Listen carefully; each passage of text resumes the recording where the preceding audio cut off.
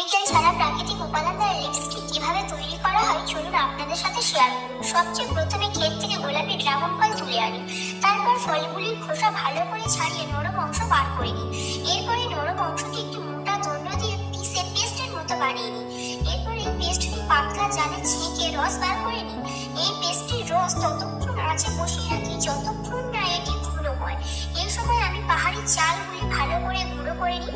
এখন এই গুঁড়ো ড্রাগন ফলের রসের সাথে লেবুর রস মিশিয়ে তাতে চালের গুঁড়ো মিশিয়ে ভালো করে নাড়ি। এরপর এটি একটি পাতলা ছাঁচে শুকাতে দিন। এরপর এটি শুকিয়ে গেলে আবার একটি পাত্রে ঢেলে ভালো করে মিহি করে পিষি। এরপর একটি পাত্রে জঙ্গল থেকে সংগ্রহ করা প্রাকৃতিক মধু, চা গাছের ফল থেকে পাওয়া ক্যামেলা অয়েল হালকা গরম করি। এরপর ঠোঁটের যত্নের জন্য দিই ভিটামিন ই, সুবাসের জন্য দিই গোলাপ জল। আর এখন এই উষ্ণ মিশ্রণটির সাথে ড্রাগন ফলের পাউডার মিশিয়ে নিই।